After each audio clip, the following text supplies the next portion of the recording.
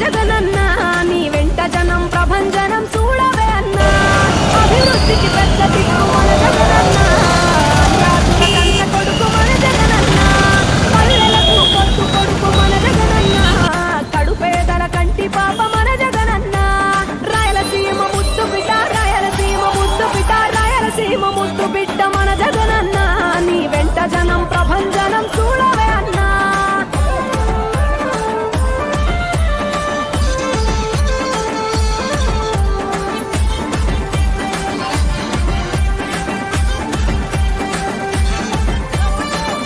జోరు చూస్తుంటే మా జగనన్న ప్రత్యర్థుల గుండెల దిర చూడవే అన్నా మట్టి మనుషుల బిడ్డ మా జగనన్న మంచితనం నీ అడ్డ మా జగనన్న మానవాళికి ఆదర్శం నీవేనన్నా ఆడబిడ్డలకు అన్న మన జగనన్న అమ్మలకు ఆసరాయే మన జగనన్న అడిగింది ఇస్తడు మన జగనన్న రాయలసీమ ముద్దు బిడ్డ రాయలసీమ ముద్దు బిడ్డ రాయలసీమ ముద్దు బిడ్డ మన జగనన్న నీ వెంట జనం ప్రభంజనం చూడవే అన్నా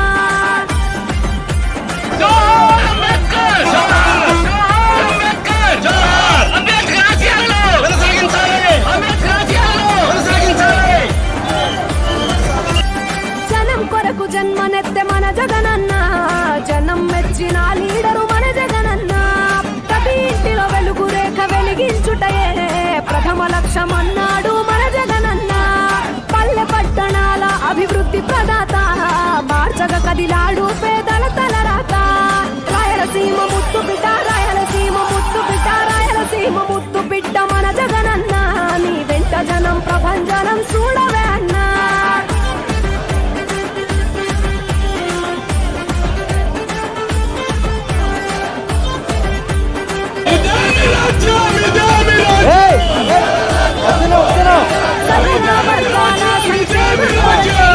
సైనికుడై కదిలాడు మన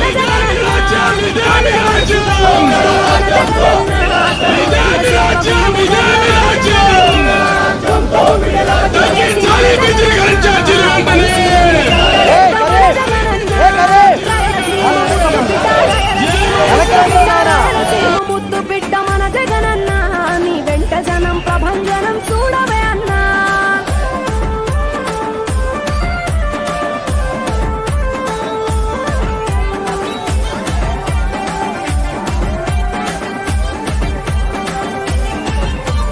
పడిలేచిన కెరటము మా జగనన్న ప్రజల వైపే నిత్యం నిలిచావన్నా నవరత్నాల పథకాలను తెచ్చావన్నా కలు దిక్కులు దీవించగా గెలిచిరా అన్నా నేనున్నా అంటూ భరోసా ఇస్తివి మేమున్నాం జగనన్న ముఖ్యమంత్రివి కావాలి జగనన్న కావాలి జగనన్న కావాలి అన్నా నువ్వు రావాలన్నా ఆంధ్రప్రదేశ్ తలరాత మారాలన్నా కావాలి అన్నా నువ్వు రావాలన్నా ఆంధ్రప్రదేశ్ తలరాత మారాలన్నా ఆంధ్రప్రదేశ్ తలరాత మారాలన్నా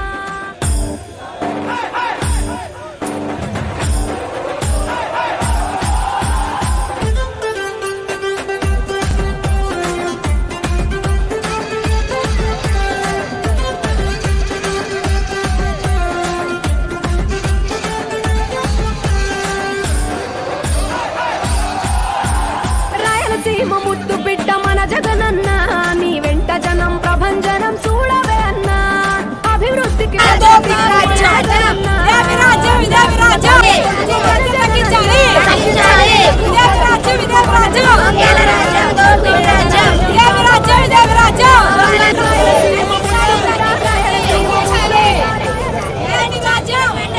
రాష్ట్రంలో చంద్రబాబు నాయుడు గారు చెప్పిన అబద్ధాల హామీల్ని నిలబెట్టుకోవాలని ఆయన ఎలక్షన్ల ముందుగా చెప్పిన కరెంటు ఛార్జీలు తగ్గిస్తానని పెంచబోనని చెప్పిన మాట 6 నెలలు అయ్యాక అబద్ధంగా మారి నవంబర్లో ఒక 6,000 కోట్లు డిసెంబర్లో ఒక 9,000 కోట్లు పైబడి మొత్తం 15,400 కోట్లు ప్రజల మీద ట్రూఅప్ ఛార్జీల పేరుతోటి భారం వేశారు.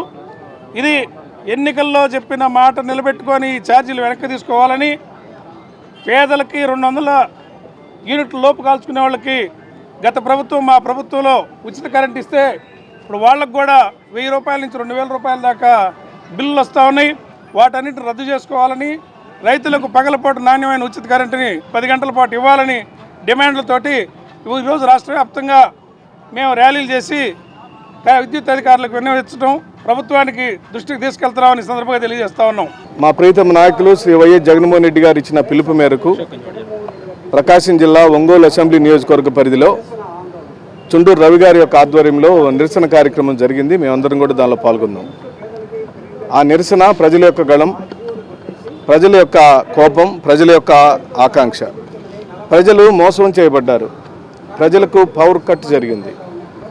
ప్రజల యొక్క ఆశల మీద నీళ్లు జల్లాడు చంద్రబాబు నాయుడు గారు. జగన్మోహన్ రెడ్డి గారి పరిపాలనలో విద్యుత్ యొక్క ఛార్జీలు పెరిగినాయని, నేను వస్తే అవి పెంచనని, ఇంకా అవసరమైతే తగ్గిస్తానని మాయ మాటలు చెప్పాడు. అధికారంలోకి వచ్చాడు. ఈ రోజున ముఖ్యమంత్రి గారి స్థానంలో కూర్చొని ఉన్నాడు. అలాంటి చంద్రబాబు నాయుడు గారు ముఖ్యమంత్రి స్థానంలోకి వచ్చిన తదుపరి విద్యుత్ ఛార్జీల పెంపుని ఎందుకు తీసుకోవాల్సి వచ్చిందో ఈ రోజు వరకు ప్రజలకు అర్థం కావటం లేదు. ఓ పక్కనేమో తెలుగుదేశం పార్టీ వాళ్ళు 6 నెలల్లోనూ ఏం ముంచుకొచ్చింది, ఇంతలోకే రోడ్ల మీదకి ఎందుకు వచ్చారు అని వాళ్ళు అంటున్నారు. కానీ 6 నెలల్లోనే మీరే కదా ఛార్జీలు పెంచారు. 6 నెలల్లో మీరే కదా ఒక్క హామీ కూడా నెరవేర్చకుండా మోసం చేశారు. 6 నెలల్లోనే మీరు ఒక్క పథకం అంటే ఒక్క పథకాన్ని కూడా ఇంప్లిమెంట్ చేయకుండా ప్రజల యొక్క నడ్డి విరిచారు. ప్రజల యొక్క ఆశలన్నిటి మీద నీళ్లు చల్లారు. ప్రజలను మోసం చేశారు. బాధుడే బాధుడు అనే పేరుతో ప్రజల్ని బాదుతున్నారని మేము బయటకు వచ్చాం. ఇలాంటి నిరసనలు జరుగుతూనే ఉంటాయి. ఇలాంటి నిరసనలు ప్రజాస్వామ్యంలో నిరంతరం ఆహ్వానిస్తూ ఉండాలి. తక్షణమే విద్యుత్ భారాన్ని ఉపసంహరించుకోవాలి, ఛార్జీలు తగ్గించాలి. ఎస్సీలకు ఇస్తామన్నటువంటి వాళ్లకు ఉచితమైన విద్యుత్తును అందించి తీరాల్సిందే. రైతన్నులకు ఇస్తానన్న ఉచిత విద్యుత్తును అందించి తీరాల్సిందే. మీరు విద్యుత్ సంస్కరణల పేరుతో ప్రజలను దాడి చేస్తే మాత్రం వైఎస్ఆర్ కాంగ్రెస్ పార్టీ నిరంతరం మీ మీద ఎదురుదాడి చేస్తూనే ఉంటుందని చెప్పి సెలవు చేస్తుంది. నీతి నిజాయితీని మరిచినటువంటి రాజకీయ నాయకులు కొంతమంది కూటమిగా ఏర్పడి జగన్మోహన్ రెడ్డి గారి పరిపాలన మొత్తం కూడా అవినీతిని విమర్శించి అబద్ధాలు చెప్పి ప్రజల్ని చీట్ చేసి అధికారంలోకి వచ్చారు. కొంతకాలం సంతోషపడదాం అనుకున్నాం. వైఎస్ఆర్ కాంగ్రెస్ పార్టీ కానీ జగన్మోహన్ రెడ్డి గారు కానీ 1 సంవత్సరం దాకా మనం ఏం మాట్లాడొద్దు, ఈ ప్రభుత్వానికి అవకాశం ఇద్దాం అనుకుంటే లేదు నేను అధికారంలోకి వచ్చిన వెంటనే మరుక్షణమే నా 6 వాగ్దానాలు అమలు చేస్తాను, నాకు అనుభవం ఉంది 40 సంవత్సరాల ఇండస్ట్రీ అని చెప్పినటువంటి ఆయన సినిమాల్లో ఇలాంటివి చాలా చేశాను, నేనంతా కూడా విట్లాచారి డైరెక్షన్ లాగా అన్నీ చేసేయగలను అనుకున్నటువంటి ఇంకొక ఆయన మీ అందరికీ తదాస్తు నేనున్నాను సెంట్రల్ అని చెప్పేటటువంటి ఒక పెద్ద అబద్ధాల కోర్ బ్యాచ్ అంతా తయారయ్యి 6 నెలలు కాకముందే రాష్ట్రాన్ని మొత్తం అప్పుల్లోకి నెట్టేశారు. ప్రజల అవస్థలు ఎలా ఉన్నాయంటే పేదవాడికి 200 యూనిట్ల కరెంటు జగన్మోహన్ రెడ్డి గారు ఫ్రీగా ఇచ్చి జీవో ఇస్తే ఆ ఫ్రీ మొత్తం తీసేసి కొత్త జీవోకి స్వాగతం పలుకుతూ వీళ్ళు నూతన సంవత్సరానికి స్వాగతం పలికినట్టు దాన్ని జగన్మోహన్ రెడ్డి గారు ఉన్నప్పటి నుంచి దాని మీద బకాయిలు వేసి పేదవాళ్ళందరికీ ఒక్కొక్కడికి 200 యూనిట్లు ఉంటే ఫ్రీ అనుకున్న వాడికి ఈరోజు ఏం చేశారంటే 20,000 30,000 బిల్లు కట్టి పంపించి కడతారా లేదా, కట్టకపోతే కరెంటు కట్. కాబట్టి వీటన్నిటి మీద ప్రజలు ఆలోచిస్తున్న నేపథ్యంలో మీరు అనుకుంటున్నారేమో జగన్మోహన్ రెడ్డి గారు ఇంకా లాభం లేదు పడిపోయాడని. అలా మళ్ళా పైకి లేస్తుంది తప్ప కిందకి పడదు.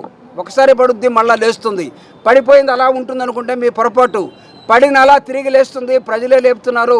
ప్రజలు మళ్ళీ ఇప్పుడు వాళ్ళకై వాళ్ళు చెంపలేసుకొని బాధపడుతూ ఉన్నారు. ఇలాంటి దుర్మార్గుల్ని మళ్ళా నమ్మేమే మాకు అనుభవం ఉన్నా సరే మోసపోయేమే అనుకున్నటువంటి నేపథ్యంలో జరిగినటువంటి ఈ ప్రభుత్వానికి వ్యతిరేకంగా నిరసన ప్రదర్శన జయప్రదం చేసిన మీ అందరికీ ధన్యవాదాలు తెలియజేస్తూ జై జగన్, జై జగన్. రాజ్యాంగ నిర్మాత డాక్టర్ బాబాసాహెబ్ అంబేద్కర్ గారు, మహాత్ముడు పూలే గారు చూస్తూ ఉన్నారు, వింటున్నారు. నేను రాసినటువంటి రాజ్యాంగమేనా ఈ పరిపాలన?